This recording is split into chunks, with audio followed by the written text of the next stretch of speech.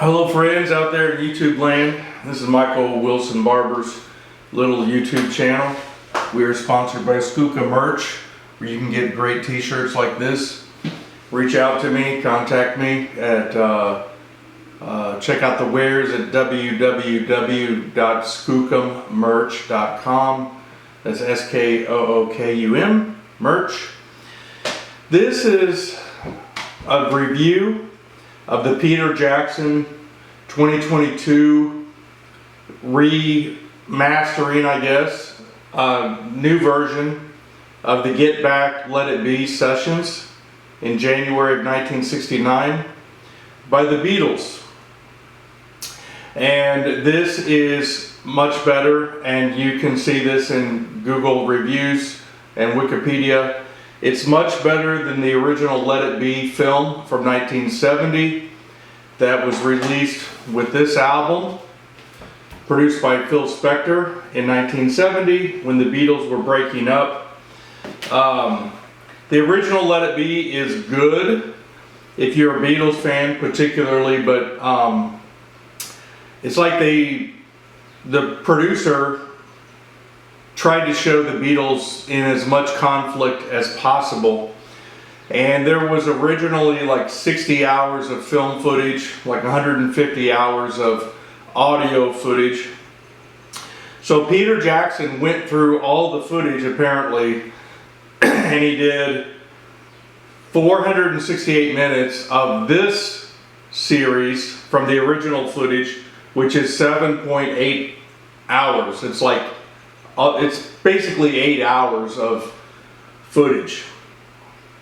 So it's much better done than the original Let It Be, and it shows really there's a lot less conflict than what is shown on the original Let It Be film, and I think it's more fair to the band. If you like the Beatles, if you like music, and it shows the Beatles like writing songs, like when they start a song and they have like a chorus and maybe like a catch line or a bridge, and it shows them writing, literally like writing the words, or they would make up some words and one of them or one of their workers there with them would write it down, and they literally had like sheets of paper that they would write stuff on, say no, cross out that line and put in this line. And it's really good. It shows how to write music. Man, in like 14 days or 20 days in January of 1969, they write about 20 songs. It's amazing. And I can tell you, I am sick of Don't Let Me Down, Sorry John and Yoko. That song really lets me down. If I never hear that song ever again in my life, I'm fulfilled. Another song I could do without, Paul, I'm Sorry, is Long and Winding Road. Really could just do without that one as well. But the first part of this, it comes in a 3-disc set, and first part of this is at Twickenham Studios, which is a movie studio, and their Beatles are apparently going to perform some live songs in front of a TV audience, kind of like they did with All You Need Is Love. Well, Twickenham, apparently the sound is not good. George gets shocked at one point by touching his microphone. Conflict in the band. George, I think, and maybe a couple of the other ones really do not want to appear before a live TV audience, and Twickenham doesn't sound good. George actually quits the band and leaves Twickenham. They convince George, after 4 or 5 days, maybe 6 days, to come back, but they don't go back to Twickenham. They go to Abbey Road Studios, which is their new studio that they've been building through Apple Corps. And George comes back. Second part, they're at Abbey Road, and Billy Preston shows up, who's an old friend of theirs from Hamburg when Billy was playing with Little Richard, I guess.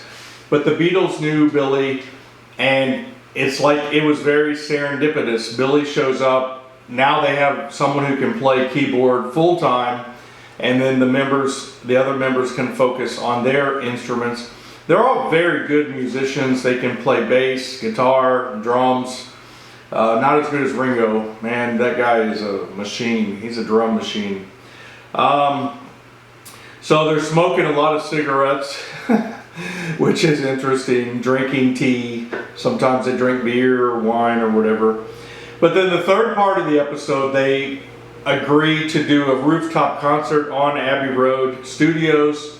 They're worried that if the roof is going to hold their weight. So the staff put out a bunch of wood planks and boards over the roof. And they play for 42 minutes. And the police apparently get 30 complaints about disturbing the peace. But there's lots of footage from the ground and from the roof and across another roof building. It's really good, man. If the cops knew that this would be the last time the Beatles played live, maybe they would have let them play another hour or two. I don't know. They do 5 different songs on the roof and 9 takes. So a couple of the songs, 2 or 3 of the songs, they do 2 outtakes, and that end up on the Let It Be album, by the way. But a lot of people on the street are like, wait, it's the Beatles up there. Oh, that's just wonderful. And there's even old men and old women who are like, I love the Beatles. And there's very few negative responses, although there's a couple of grumpity grumps who say, I think it's disturbing. But anyway, that's the 3-part series. Twickenham Studios, Abbey Road Studios, and rehearsal and writing new songs, and Billy Preston joins them, and then the rooftop concert. And that's it, man. So they break after this near the end of January, and an album is never produced. A movie is never produced. They never did a TV show. And they're getting close to breaking up.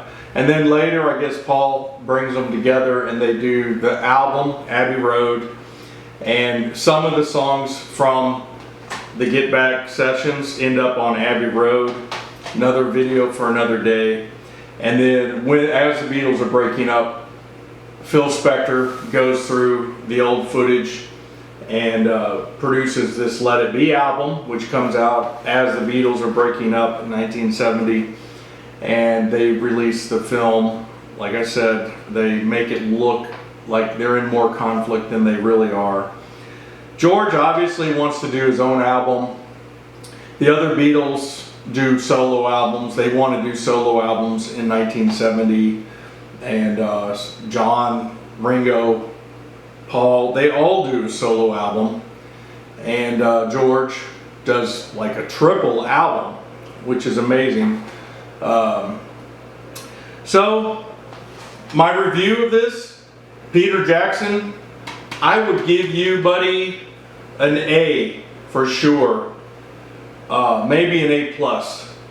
But if you take Don't Let Me Down off of here and The Long and Winding Road, I could do without however much footage is on here, like an hour. I don't know, man. I could do without those songs. But you have to make a commitment to watch this. It's nearly 8 hours long, which from the original 60 hours of footage, I don't know, that's a lot of footage, man. Got to give kudos to Billy Preston for showing up here. I don't know why he was available and why he just happened to show up, but that was good. They talk about asking Clapton to join the band. They talk a little bit about asking Bob Dylan to join them. So they're looking for other things and solo albums. And after Brian Epstein dies, they even talk about it in this footage, like how that started to break them up. I think they're also just kind of burned out. They've been playing since the early 60s. They stopped touring. They just were still working a lot. So Anyway, hope you enjoyed this. God bless and goodbye.